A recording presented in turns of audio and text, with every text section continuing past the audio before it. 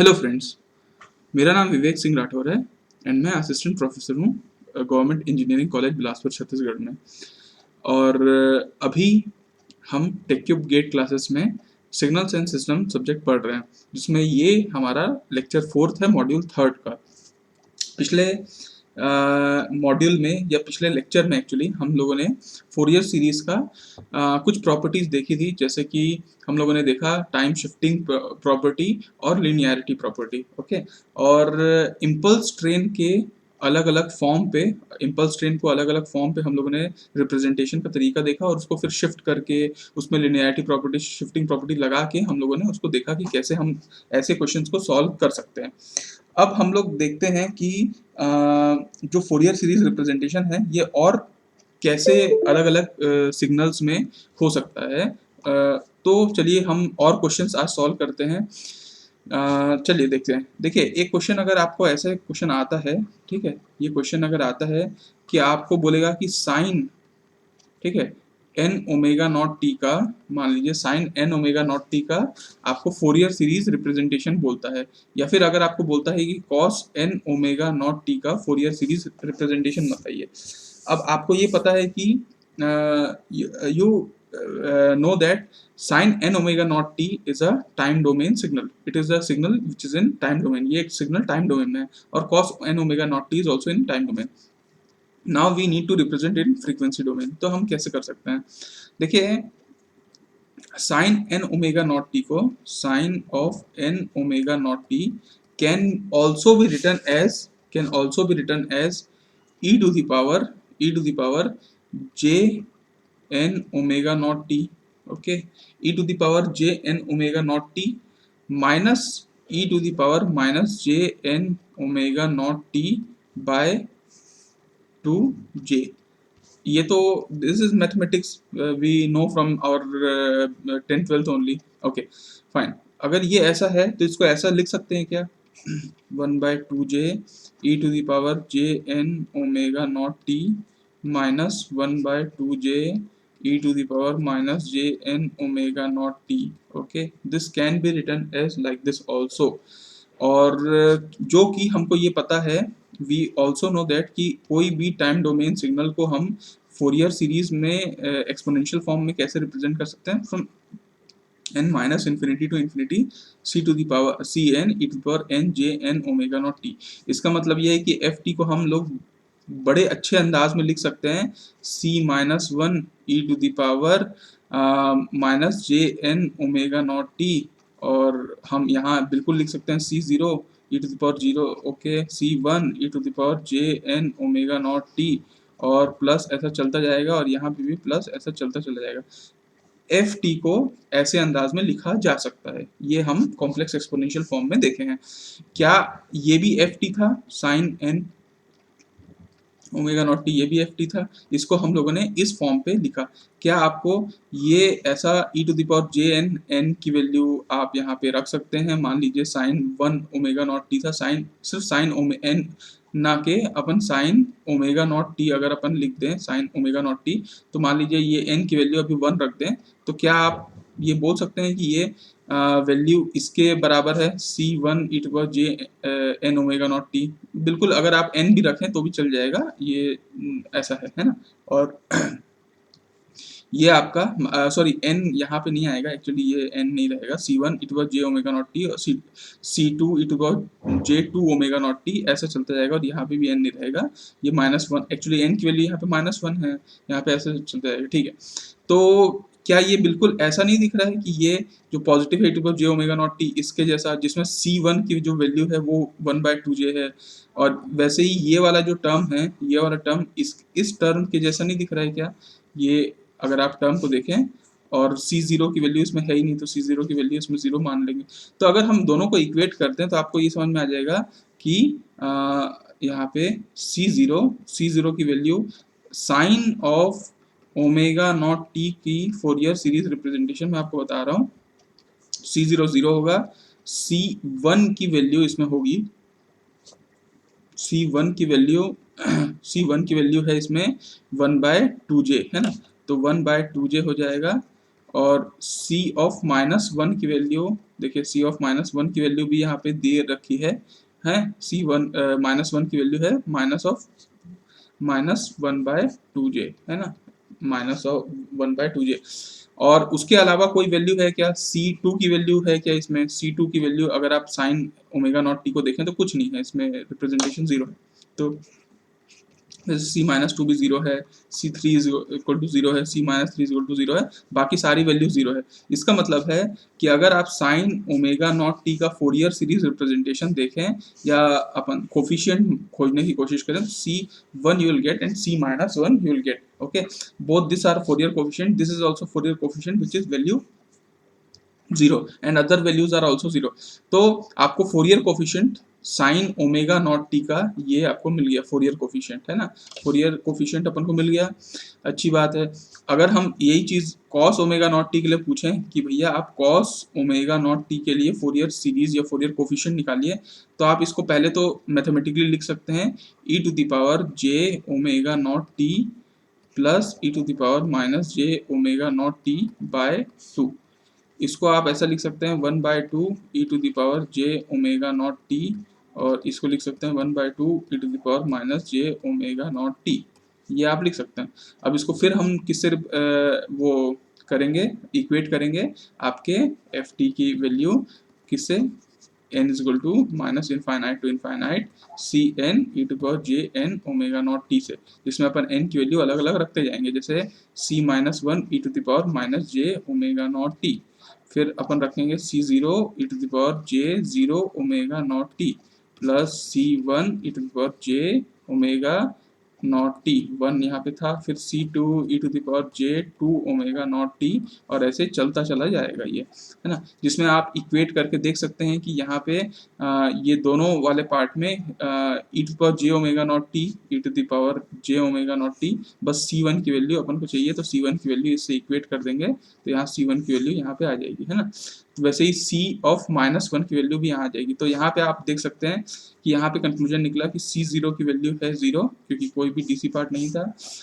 यहाँ पे आ गया C1 की वैल्यू, C1 की वैल्यू है हाफ, क्योंकि यहाँ पे हाफ वैल्यू थी, और C-1 की वैल्यू भी इत्तेफाक से हाफ ही है, इक्वल है, दोनों की फोरियर कोफिशिएंट दोनों, चाहे C1 और C-1 दोनों बराबर हैं। C2 C3 कुछ भी आएगा क्या, नहीं आएगा, क्योंकि है ही नहीं उसमें। तो ये है, अगर आपको if you have been asked to find the Fourier coefficient of sin omega naught t, okay, and sin cos omega naught t, you can directly find your Fourier coefficient by just expanding and equating with the expanded complex exponential form of Fourier series. So this is the way which can be done by, for this type of signal. Now we will try to find out some Fourier coefficient of some square wave signal. Okay, so we'll see Fourier coefficient of square wave signal. Okay, so see, you have been given you need to find the Fourier coefficient of the given signal. आप कोशिश किया कीजिए कि मेरे solve करने से पहले आप पॉज कर लिया कीजिए और आप खुद सॉल्व करने की कोशिश किया कीजिए, ठीक है। अगर वो हो जाता है तो वेल एंड गुड है, अदरवाइज फिर आप इसका सॉल्यूशन दिखा कीजिए। तो आपको एक क्वेश्चन दिया है, बिल्कुल किस में दिया होगा, टाइम डोमेन में दिया होगा, है ना, टाइम डोमेन में ये सिग्नल दिया होगा, और ये सिग्नल को हम क्या करेंगे, इसका एम्पलीट्यूड का वाला एक्सेस होगा, और इसमें एक क्वेश्चन दिया होगा, वो क्वेश्चन ऐसा है, कुछ ऐसा, ठीक है, ये क्वेश्चन है, और ये इसका स्क्वायर वेव है, और ये क्वेश्चन आप जनरली अपने सेमेस्टर एग्जाम में भी देखे होंगे, ये क्वेश्चन को पूछा जाता है, ऐसा क्वेश्चन, है ना, ये आपको ऐसा है, और ये ऐसा चलता चला जा रहा है, ठीक है। वैसे इधर भी ऐसे ही है, और ये स्क्वायर वेव है, एक सिमेट्रिक स्क्वायर वेव है। आपको देखो क्वेश्चन देखते साथ आपको समझ जाना है कि क्या पोर्शन है, ये इवन है या ऑड है, ये आपको पता कर लेना। तो देखिए इसका एम्पलीट्यूड लेट सपोज ये हाफ है, और ये वाला जो एम्पलीट्यूड है ये -हाफ है ना, और ये जो पॉइंट हो रहा है ये t/4 पे है, ये 3t/4 पे है, ठीक है। फिर मेरे ख्याल से ये 5t/4 पे होगा, और ऐसे चलता चला जाएगा, कोई दिक्कत नहीं, कोई वाली बात नहीं है, और यहाँ पे -t/4 पे है। अब इस क्वेश्चन का आपको फोरियर कोफिशिएंट निकालना है ना। Fourier, we need to find Fourier coefficient for this type of signal. How will do it? देखिए, एक तरीका तो ये है कि आप फोरियर कोफिशिएंट बिल्कुल ट्रिग्नोमेट्रिक फॉर्म पे निकालिए। आप ए एन निकालिए, ए जीरो निकालिए, बी एन निकालिए और उसको वैल्यू को पुटअप करते जाइए। एक और तरीका मैं आपको बता रहा हूँ, अगर आपको इम्पल्स ट्रेन का पूरा अच्छा खासा जो मैं अभी तक इतने देर से बता रहा था पिछले लेक्चर में, impulse train, if you know about impulse train, it's Fourier coefficient, the shifted form of impulse train, you will definitely solve this, you can solve this. But one property also you need to know, that is time differentiation property. So we'll write it here, uh, time differentiation property, time differentiation property of Fourier series. So what is time differentiation of property of Fourier series is, देखिए, अगर आपका F t का जो Fourier coefficient होता है वो आपका सी n होता है, ये फोरियर कोफिशिएंट है वो सी एन होता है। तो अगर आप डिफ्रेंशिएशन कर देते हैं ना, मान लीजिए इसको आप डिफ्रेंशिएशन कर देते हैं, तो आपका जो फोरियर कोफिशिएंट में चेंज आएगा वो जे ओमेगा का आएगा। जनरली आप याद रखेगा डी बाई डी टी को फ्रीक्वेंसी टर्म में जे ओमेगा से रिप्रेजेंट किया जाता है, तो ये जे ओमेगा से आ जाता है और यहाँ पे सी एन तो रहेगा ही, है ना। तो इस पर्पस से, इस प्रॉपर्टी से हमको क्या समझ में आया कि हम अगर एक एफ टी है, एफ टी का फोरियर कोफिशिएंट अगर सी एन होता है, तो अगर उसको अपन डिफ्रेंशिएट कर दें तो उसका जो फोरियर कोफिशिएंट आएगा उसमें बस जे ओमेगा मल्टीप्लाइड रहेगा, ठीक है।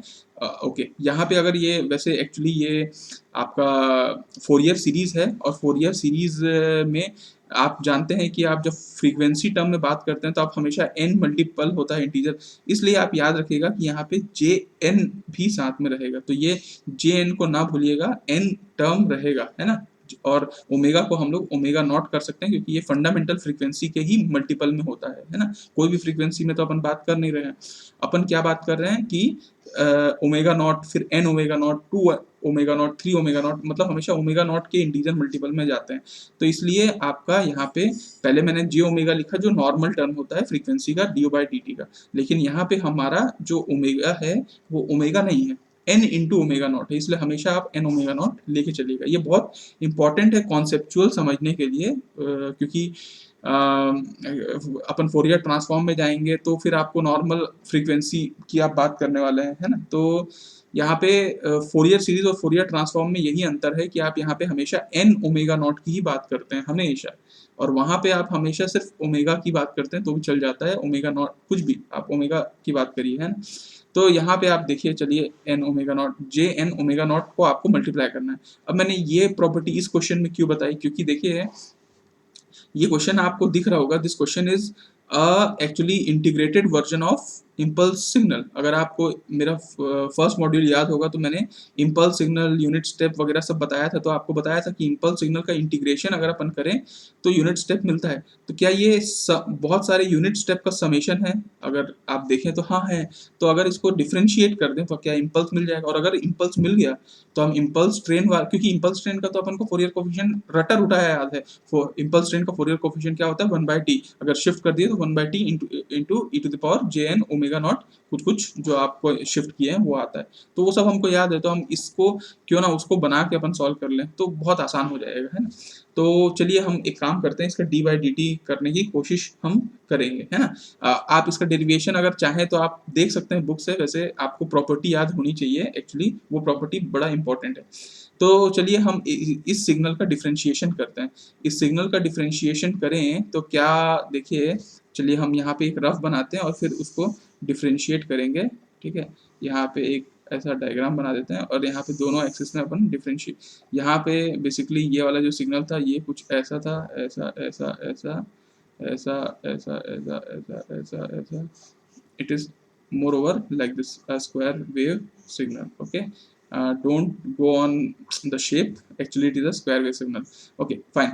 तो ये एक्चुअली देखिए, अगर आप देखेंगे तो आपको दिखेगा कि यहाँ पे इस तरफ से अगर अपन देखें, या चलिए t इज इक्वल टू 0 से अपन आगे बढ़ते हैं, इस पॉइंट पे देखें at t is equal to t/4 पे ये वैल्यू क्या हो रही है, ये वैल्यू एक्चुअली ऐसे घट रही है ना, घट रही है।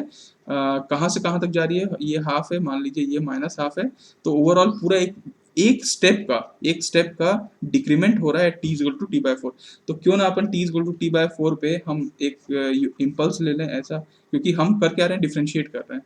फिर ये सिग्नल जा रहा है जा रहा है जा रहा है, अचानक से थ्री टी बाई फोर पे, ठीक है, यहाँ पे अपन लिख देते हैं थ्री टी बाई फोर पे ये वैल्यू कितना इंप्रूवमेंट हुआ, स्टेप का, वन स्टेप का इंक्रीमेंट हुआ। तो अपन यहाँ पे लिख सकते हैं कि at three t by four यहाँ पे इंक्रीमेंट हुआ है कितना का, वन स्टेप का। तो यहाँ पे ये इम्पल्स हम बना सकते हैं, ये वन है, ये माइनस वन है ना। ऐसा ही हर बार आप करते चले जाओगे, ये वैल्यू आपकी घटती चली जाएगी, ये वैल्यू आपकी वो होगी, फिर ये वैल्यू आपकी घटती चली जाएगी। तो ये आपका चलते ही यूं ही चलता चला जाएगा। यहाँ पे देखिए, यहाँ पे ये घटा था, ये एक्चुअली यहाँ पे बढ़ेगा, ठीक है, ये वाला स्टेप इंक्रीमेंट है। तो यहाँ पे हम ले लेते हैं ऐसा, ठीक है। ये वैल्यू कौन सी है, ये माइनस टी बाई फोर है, actually minus T by four वाली वैल्यू थी, तो ये माइनस टी बाई फोर पे हम ले लेते हैं टी बाई फोर, ये प्लस टी बाई फोर है, ये थ्री टी बाई फोर है, ये तो हम ऊपर देख ही रहे हैं, है ना। और वैसे ही देखिए यहाँ पे बढ़ा है, यहाँ पे बेसिकली घट रहा होगा, तो यहाँ पे अपन ऐसे लिख लेते हैं ये वाली, फिर ये वाली वैल्यू ऐसे बढ़ रही होगी है ना, और फिर ये वाली वैल्यू ऐसी घट होगी, और ये चल, मतलब अल्टीमेटली हो क्या रहा है कि इस सिग्नल का जो डिफरेंशिएशन है, दिस सिग्नल का जो डिफरेंशिएशन है डी बाई डी टी अगर अपन करें तो हमको ये सिग्नल मिलेगा। और अगर ये सिग्नल मिलेगा तो ये सिग्नल तो आपको पता है कि ये सिग्नल कैसा है, ये सिग्नल है सम ऑफ इम्पल्स ट्रेन। मतलब अगर ये एफ ऑफ टी है, लेट सपोज कि ये एफ ऑफ टी है, तो ये क्या है, d f of t by d t, है ना। तो क्या हमको, जैसे मान लीजिए d f by f t का जो फोरियर कोफिशिएंट होता है वो सी एन होता है, d f by d t का फोरियर कोफिशिएंट होता है j n omega naught into c n होता है ना। ये हम लोगों को अभी जस्ट टाइम डिफरेंशिएशन प्रॉपर्टी से पता चली। तो इसका हम सी एन पता है क्या, हमको निकालना है d f by d t का जो हमारा है वो हमको, अगर हमको पता होगा D f by d t का, तो हम इसको लिख सकते हैं बिल्कुल भी। तो d f by d T को बेसिकली देखिए ये वाले इसको हम कैसे लिख सकते हैं, ये वाला सिग्नल को, ये सिग्नल अगर आप देखें तो देखिए टी बाई फोर ऊपर वाला पोर्शन देखें, ये वाला पोर्शन जहाँ मेरा माउस चल रहा है, ये टी जीरो से advance T by four shifted है। तो हम ऊपर में लिख सकते हैं F of T plus t by four. अगर एफ टी ऊपर वाला है, एफ टी ऊपर वाला है, sorry F T actually, F T आपका क्या है, इम्पल्स ट्रेन है बेसिकली। इम्पल्स एफ टी में किसको बोल रहा हूँ अभी, एफ टी इसको मत बोलिएगा, एफ टी ठीक है, ये जो है तो है। अभी मैं जिस एफ टी की बात कर रहा हूँ वो इम्पल्स ट्रेन की बात कर रहा हूँ, इम्पल्स ट्रेन। इम्पल्स ट्रेन आपको याद होगा, इम्पल्स ट्रेन ऐसा कुछ होता था, t is equal to zero पे होता था, फिर t is equal to t पे, फिर टू टी पे, फिर थ्री टी पे, और ये माइनस टी पे, ऐसा चलता चला। ये एफ टी है, तो इसको अगर मैं रेफरेंस लेके चलूँ तो इसको अगर देखूँ तो ये वाला जो ऊपर वाला पोर्शन है, ये ऊपर है, ये ऊपर है, ये सब ना इस वाले रेफरेंस से ठीक एडवांस्ड है थोड़ा सा, और वो टी बाई फोर एडवांस है। तो अगर मैं इसको एफ टी मानूँ, इसको अगर मैं एफ टी मानूँ, तो ये वाला जो पोर्शन है, ये वाला जो हमारा ऊपर वाला पार्ट है, ऊपर वाला पार्ट, वो सब हमारा F t plus t by four है। और अगर आप नीचे वाले को पार्ट को माने तो नीचे वाला पोर्ट, नीचे वाला भी एक्चुअली इसी के जैसा है, बस थोड़ा डिलेड है टी बाई फोर से, और मैग्नीट्यूड रिवर्सल भी है, नीचे आ गया है। तो यहाँ पे अपन इसको ऐसे लिख सकते हैं minus F T minus T by four, है ना, ये आप लिख सकते हो। ये सिग्नल मैंने एक बार और सॉल्व कर चुका हूँ, ये वाला इस टाइप का क्वेश्चन, आप उसको भी देख सकते हैं। तो अल्टीमेटली ये जो हमारा D f by d T वाला जो सिग्नल है वो हम इसको इस तरीके से लिख सकते हैं, इसको इस तरीके से लिखा जा सकता है। और अगर आपको ये मालूम है कि इसका, अब देखिए सिग्नल तो ऐसे ही लिखा हुआ है, इसका एक्चुअली हम फोरियर कोफिशिएंट निकालेंगे ना, D f by d t का फोरियर कोफिशिएंट हम निकालेंगे, तो हमको क्या मिलेगा, देखिए इसका एफ ऑफ टी का, एफ ऑफ टी मतलब हमारा इम्पल्स ट्रेन का फोरियर कोफिशिएंट कितना होता है, वन बाई टी, है ना। इसका जो सी एन की वैल्यू होती है वो वन बाई टी होती है ना, एफ टी। तो अगर f t plus t by four करेंगे तो c n e to the power j n omega not t by four रहेगा, और यहाँ पे रहेगा c n e to the power minus j n omega not t by four. और यहाँ पे सी एन की वैल्यू क्या है, वन बाई टी, तो वन बाई टी कॉमन ले लिया, और यहाँ पे टू, अगर आपको याद होगा तो टू जे ऊपर मल्टीप्लाई कर दिया, नीचे मल्टीप्लाई कर दिया, तो आपको आ जाएगा minus e to the minus j n omega not t by 4 और यहाँ पे 2j, जिसके वजह से यहाँ पे वैल्यू लिखा जा सकता है 2j बाय टी, ठीक है, साइन एन ओमेगा नॉट को 2 पाई बाई टी कर दिया है ना, और टी बाय 4 है, टी बाय 4 कर दिया, यहाँ से कटा वैल्यू और यहाँ पे आ गया 2j by t sine of n pi by 2। ये वैल्यू आपकी किसकी आई? ये फोरियर कोफिशिएंट है, किस चीज की फोरियर कोफिशिएंट है? इस वाले सिग्नल की, जो हम d f by d t दिखे ना, लिखे हैं, उसका फोरियर कोफिशिएंट ये है। तो आपको, मेरे को याद होगा आपको, अगर मैं बोल रहा हूँ इतने देर से कि देखिए 2j बाय, हाँ ये कहाँ गया हमारा, ठीक है, 2j बाय टी आपका साइन एन पाई बाय 2 है, ठीक है, ये आएगा मेरे ख्याल से, अभी अटक गया है। तो अब हम इसको लिख कैसे सकते हैं? देखिए 2j by t sine n pi by, और t को भी हम लिख सकते हैं बेसिकली, देखिए ओके, तो देखिए ये किस चीज का फोरियर कोफिशिएंट मैं आपको बार बार बता रहा हूँ, d f by d t का जो फोरियर कोफिशिएंट है ना, वो ये है यहाँ पे। तो आपको याद होगा कि मैंने आपको बोला था बार बार कि एफ टी का जब अगर फोरियर कोफिशिएंट सी एन है, तो d f by d t का फोरियर कोफिशिएंट होगा j n omega not C n. लेकिन d f by d t का फोरियर कोफिशिएंट तो ये है, तो क्यों ना अपन इसको और इसको इक्वेट कर देते हैं। तो यहाँ पे आपका आता है j n omega not C n is equal to, अगर आप करें यहाँ पे जो वैल्यू आई है 2j by t sine n pi by 2, 2j by t sine of n pi by 2, और अगर आपको सिर्फ सी एन निकालना है तो सी एन को रख के बाकी को आप नीचे ले जाइए, तो सी एन की वैल्यू आ जाएगी 2j by j n omega naught, और ओमेगा नॉट को आप लिख सकते हैं 2 पाई बाई टी, तो 2 पाई बाई टी लिख दीजिए, है ना, 2 पाई बाई टी, और यहाँ पे टी तो है ही यहाँ पे, है ना, और साइन एन पाई बाई 2 है ना। और यहाँ पे आप क्या कर सकते हैं, यहाँ पे चीज़ों को कैंसिल आउट कर सकते हैं, जैसे जे कट जाएगा, टी कट जाएगा, टू कट जाएगा, और फाइनल वैल्यू जो सी एन की वैल्यू आएगी, सी एन की वैल्यू वो आएगी आपकी 1 by n pi sine of n pi by 2। Simple, इतना सिंपल था इसको सॉल्व करना, बताइए इसमें कुछ था क्या? लेकिन आपको ये क्वेश्चन देखने के बाद ऐसा लगता होगा कि अरे ये ट्रिग्नोमेट्री, मतलब ये पूरा एक अच्छा खासा बड़ा क्वेश्चन है, ये क्वेश्चन को कैसे सॉल्व किया जाए? अरे कुछ नहीं रखा है क्वेश्चन में, क्वेश्चन है, क्वेश्चन को आप डिफरेंशिएट करिए। अगर आपको टाइम डिफरेंशिएशन प्रॉपर्टी आती है तो आप क्या करिए ना, टाइम डिफरेंशिएशन प्रॉपर्टी से D f by d t का सी एन आप निकाल लीजिए। अगर आपको इसका सी एन निकालते नहीं बन रहा है तो आप इसका डिफरेंशिएशन का सी एन तो निकाल सकते हैं, इम्पल्स ट्रेन का। अरे इम्पल्स ट्रेन का निकाल लीजिए और उसको आप j n omega not C n से इक्वेट कर दीजिए।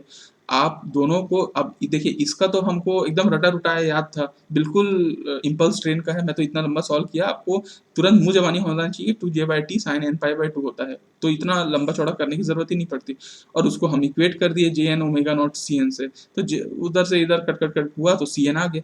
मतलब फोरियर कोफिशिएंट आपको खोजने बोला था उस सिग्नल का, तो आप फोरियर कोफिशिएंट आराम से खोज पाए या नहीं पाए, मेरे ख्याल से आप बहुत आसानी से इसको समझ आ गया होगा आपको, है ना। ओके, तो देखिए आपको एक वैल्यू आ गई, अब मैं आपको एक और क्वेश्चन देता हूँ जिससे आपको और इसकी अंडरस्टैंडिंग अच्छी बनेगी, ठीक है। चलिए हम एक और क्वेश्चन सॉल्व करते हैं। ये क्वेश्चन आपको शायद आएगा कि find the Fourier coefficient of following signal. आपको एक सिग्नल दे रखा है, आपको ये सिग्नल दिया है, ये सिग्नल है, ठीक है। अगर आपको कोई ऐसा बोलता है कि ये एक सिग्नल है, ठीक है, ये एक सिग्नल है और ये कुछ ऐसा सिग्नल है, ये आपको थोड़ा सा उससे अलग लगेगा, ठीक है। अच्छा, दूसरे को आपको ये भी बता देता हूँ, सी एन आपको निकल गया तो आप निकाल सकते हैं ना, सी एन की वैल्यू के बेसिस पे अगर आप को कोई बोलेगा कि भैया आप ट्रिग्नोमेट्रिक फोरियर सीरीज में बनाओ, तो आप निकाल सकते हैं ना सी जीरो, फिर आपको पता है सी जीरो की वैल्यू ए जीरो होती है ना, और आपको ये भी पता है कि सी एन की वैल्यू होती है a n by two minus j b n by two, है ना। और इससे आप देखिए ये सिग्नल जो पिछला वाला सिग्नल था, ये सिग्नल आपका बिल्कुल इवन सिग्नल था कि नहीं, तो ये इवन सिग्नल था। तो इवन सिग्नल में कभी भी बी एन की वैल्यू नहीं आती है ना, तो बी एन की वैल्यू ये आपका कट जाएगा, तो आपको फाइनली सी एन की value a n by two आएगा। ठीक है, तो आप सी जीरो ए जीरो की वैल्यू रख दीजिए, साइन जीरो की वैल्यू जीरो होती है, so zero by zero indeterminate हो जाती है।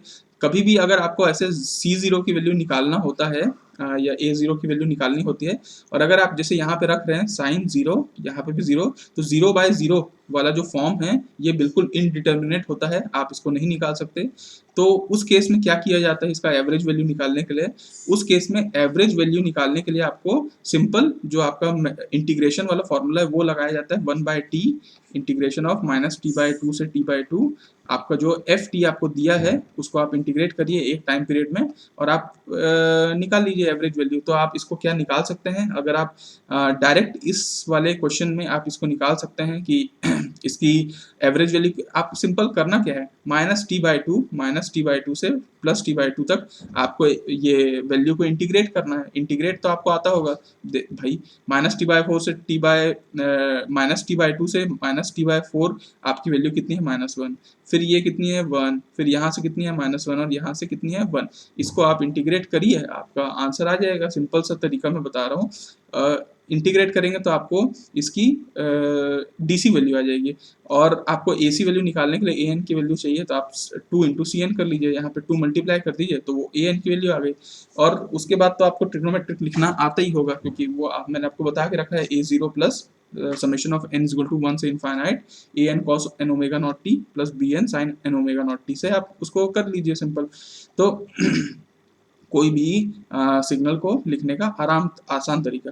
अब ये सिग्नल आपको दिया है, मान लीजिए ये भी प्लस हाफ है और ये माइनस हाफ है, और ये वैल्यू टी बाई टू पे जा रही है ना, और ये वैल्यू आपका थ्री टी बाई टू है। ठीक है, और ये यूं ही चलता चला जा रहा है, टी बाई टू, ये टी थ्री बाई टू, और ये टू टी, और ऐसे चलता चला जा रहा है। वैसे यहाँ पे ये ज़ीरो है, ये माइनस टी बाई टू है, ये माइनस टी है, और ये minus three t by two है, और ये यूं ही चलता चला जा रहा है।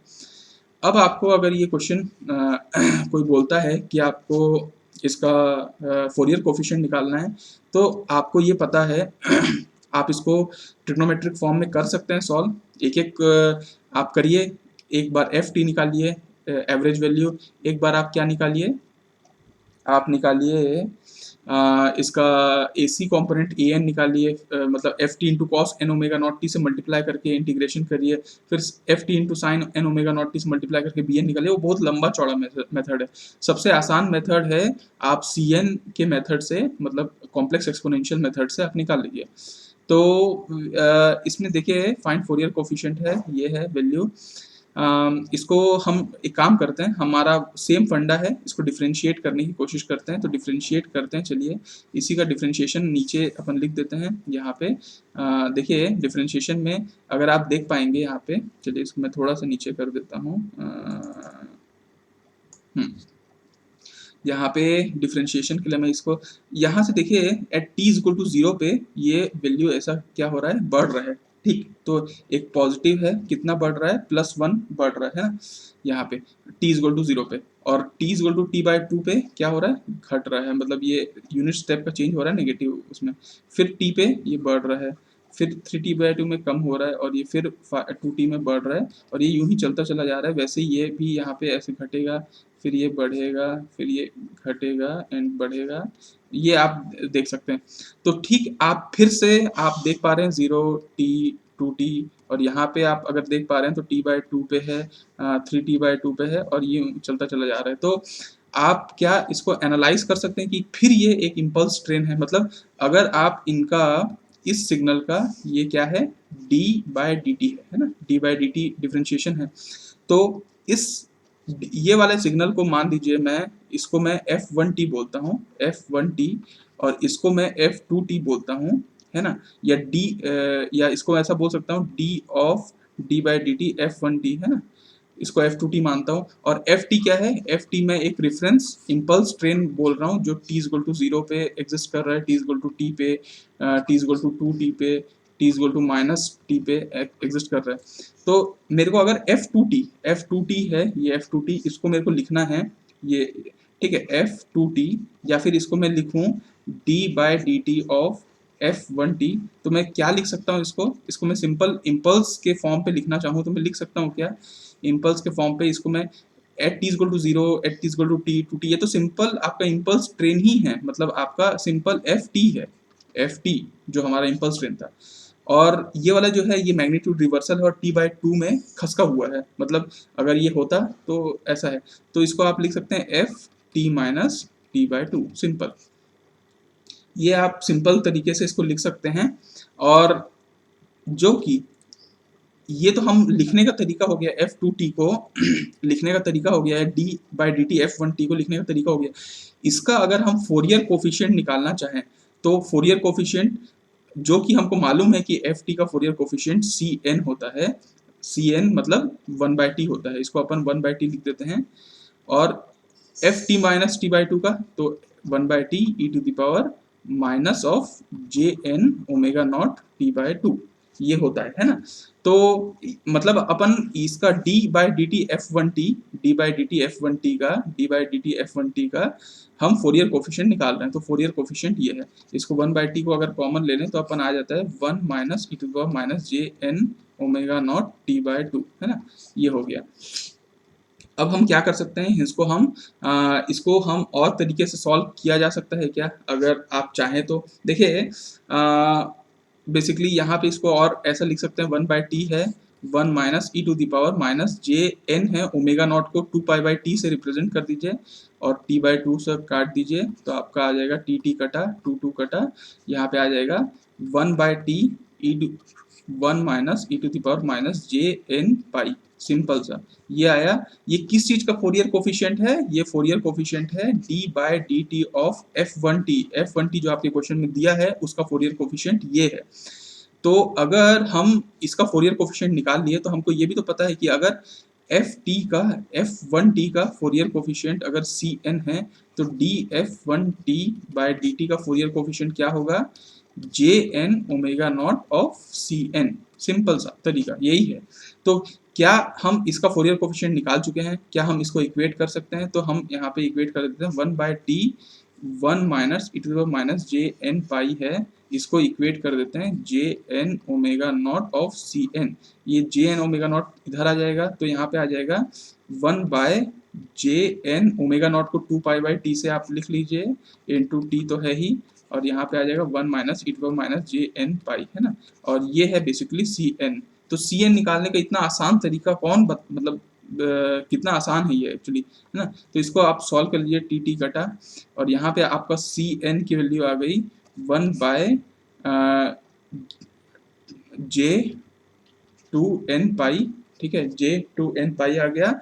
और यहाँ पे आ गया आपका 1 माइनस, अब यहाँ पे देखिए e to the power minus j n pi को आप ऐसा भी लिख सकते हैं, cos of n pi minus j of sine of n pi, ये तो आप लिख सकते हैं, ये तो आपको आता होगा लिखना।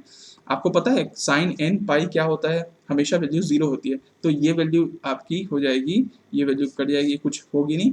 तो फाइनल आपका आंसर कितना आ जाएगा, आपका आंसर आएगा, देखिए सी एन की वैल्यू होगी, सी एन की वैल्यू 1/J2n पाई और यहाँ पे आ जाएगा 1 minus cos of n pi, simple. तो you can see that how easy it is to calculate our cn value, Fourier coefficient. और अगर आपकी फोरियर कोफिशिएंट आ गई, क्या हम c0 की वैल्यू निकाल सकते हैं क्या, देखिए देखते हैं।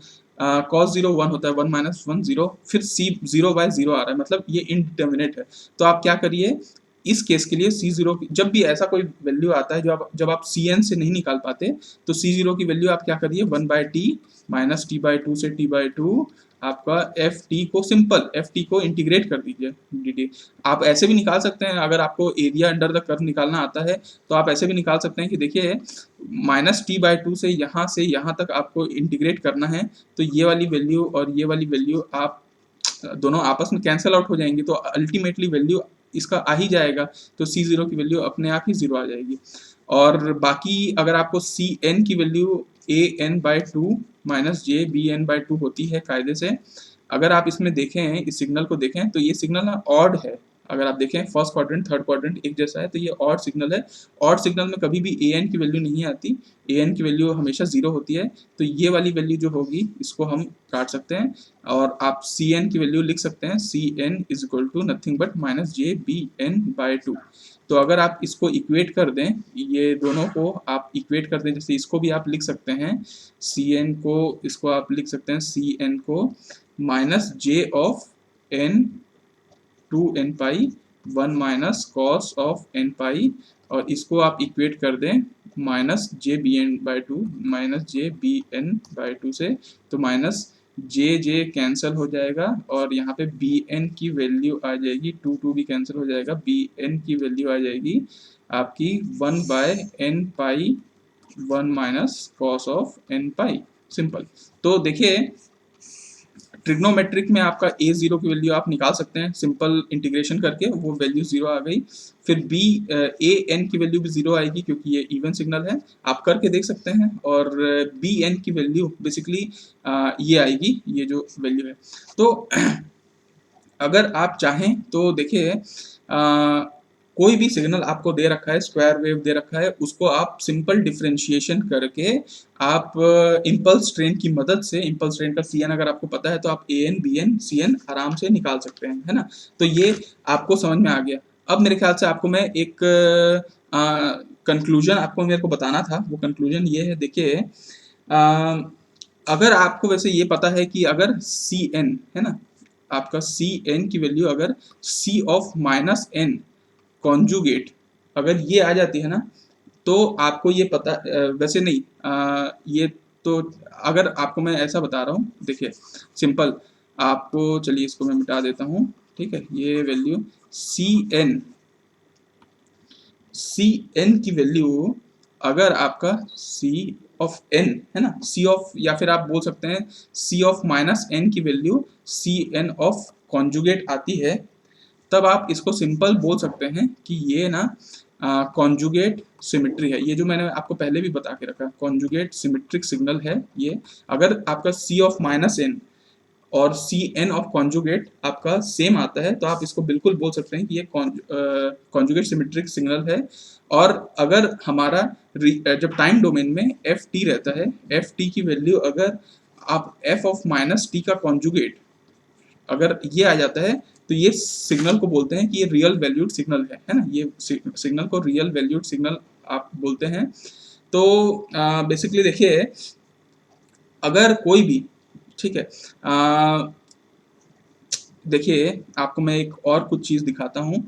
कुछ एनालाइज अपन करते हैं, इतना दिन से अपन देख रहे थे। देखिए ये सी एन की वैल्यू है, ये एक्चुअली जो सिग्नल था ये इवन था, ये सिग्नल आपको इवन दिया गया था, तो उसकी सी एन फोरियर कोफिशिएंट क्या आया, इसमें कोई भी जे का टर्म है क्या, नहीं है।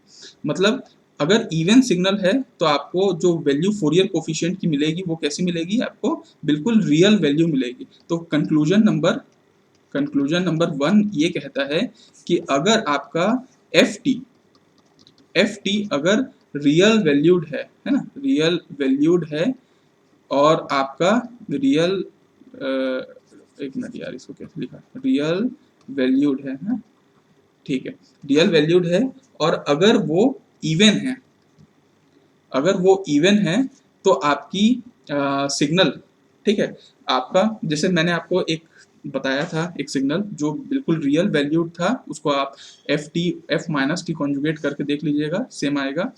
अगर आपका एफ टी रियल वैल्यूड है और इवन है, तो आपका जो सी एन है उसमें कोई भी जे का पार्ट नहीं था, है ना, वो सिर्फ रियल वैल्यूड था, है ना। तो सी एन प्योरली रियल होगा और इवन भी होगा, आप उसको चेक कर सकते हैं, सी ऑफ एन और सी ऑफ माइनस एन दोनों बराबर होंगे, वो बिल्कुल इवन सिग्नल होगा। ये क्योंकि ये क्वेश्चन कई बार गेट एग्जाम में पूछे जा चुके हैं इसलिए, और स्टेटमेंट वाले क्वेश्चन होते हैं, इसलिए मैं आपको पूरा इतना प्रोसेस समझाना चाह रहा था। इसके बाद देखिए हम एक और क्वेश्चन लेते हैं, जब हमारा एक सिग्नल था दिया है, ये सिग्नल हमारा रियल वैल्यूड है लेकिन ये ऑड सिग्नल है, तो ठीक है।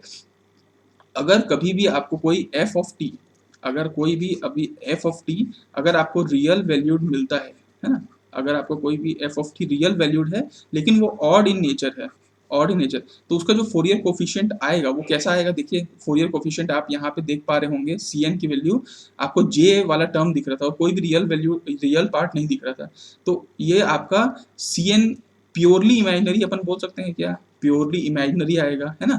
और वो कैसा होगा अगर आप इसको करके देख लीजिए, C of n, C of minus n जो वो है, सी एन का कॉन्जुगेट करें और सी ऑफ माइनस एन वो बराबर नहीं आएगा, तो आप यहाँ पे देख सकते हैं कि ये जो सी ऑफ ये एन है ये बिल्कुल भी इवन नेचर का नहीं है, ये बिल्कुल ऑड नेचर का है, तो purely imaginary and odd in nature यहाँ पे आएगा, ठीक है, ऑड इन नेचर यहाँ पे आएगा। और अगर तीसरा कंक्लूजन ये कहता है कि अगर आपका F of T real valued है, ठीक है, आपका F of T real valued है और अगर ये नाइदर इवन है और नॉर ऑड है, ये बिल्कुल भी ना ही इवन है ना ही ऑड है, तब आपका सी एन कैसा आएगा, तो तब आपका जो फोरियर कोफिशिएंट है वो बिल्कुल भी वो होगा, जनरली कॉम्प्लेक्स होगा, ये भी कॉम्प्लेक्स होगा, मतलब इसमें भी रियल और इमेजिनरी पार्ट दोनों होंगे, कॉम्प्लेक्स इन नेचर होगा, लेकिन ये ना कॉन्जुगेट सिमेट्री को सेटिस्फाई करेगा, ठीक है, कॉन्जुगेट सिमेट्रिक। अब मैं कॉन्जुगेट सिमेट्रिक बार बार बोल रहा हूँ तो आपको दिमाग में आ जाना चाहिए कि कॉन्जुगेट सिमेट्रिक क्या होता है, सी ऑफ माइनस एन और सी एन ऑफ कॉन्जुगेट अगर बराबर होते हैं तो उसको अपन कॉन्जुगेट सिमेट्रिक कहते हैं, है ना। तो अगर आपका ये अगर बराबर है, ठीक है, या आप बोलें सी एन और सी माइनस एन कॉन्जुगेट, ये सब एक्चुअली कॉन्जुगेट सिमेट्रिक के पार्ट हैं, तो अगर कॉन्जुगेट सिमेट्रिक मतलब एफ टी रियल वैल्यूड है और नाइदर इवन नॉर ऑड है, तो उसका जो फोरियर कोफिशिएंट होगा वो कॉम्प्लेक्स होगा and it satisfies conjugate symmetric property, okay. तो ये कुछ कंक्लूजन थे जो हम लोगों को निकालने थे, इसके बाद हम नेक्स्ट लेक्चर में एक पूरा अच्छा खासा चार्ट बनाएंगे और हर अलग अलग टाइप के वैल्यू पे कैसा कैसा होगा वो अपन चेक करेंगे। टिल देन ठीक है, इस लेक्चर के लिए हम इतना रखते हैं। इस लेक्चर में आपको मैं उम्मीद करता हूँ कि आप स्क्वायर वेव टाइप के सिग्नल्स जो होते हैं उनके आप फोरियर कोफिशिएंट निकालने में आप अब आसान होंगे। तो ठीक है, हम मिलेंगे नेक्स्ट लेक्चर में। अगर आपको ये लेक्चर सूटेबल लगा होगा तो आप ज़रूर कमेंट बॉक्स में बताइए, और इस वीडियो को जितना ज़्यादा से ज़्यादा हो सके शेयर करिए, लाइक करिए एंड सब्सक्राइब करिए अगर आपने चैनल को सब्सक्राइब नहीं करके रखा है तो। और ऐसे आपको कंटेंट मिल जाएंगे। सिग्नल एंड सिस्टम के साथ नेटवर्क एनालिसिस भी चल रहा है, नेटवर्क एनालिसिस के भी वीडियो आप देख सकते हैं, और मेरे ख्याल से आप शायद 2-3 महीने बाद अब इस वीडियो को देखें या जब भी देखें तब हो सकता है और भी वीडियोस आ गए हों। ये टेक्यूब फैकल्टीज़ का एक इनिशिएटिव है, टेक्यूब गेट क्लासेस, जो फ्री ऑफ कॉस्ट है सारे स्टूडेंट्स के लिए जो प्रिपेयर कर रहे हैं गेट एग्जाम के लिए, ठीक है। तो till then tata bye bye, see you, have a good day, जय हिंद जय भारत।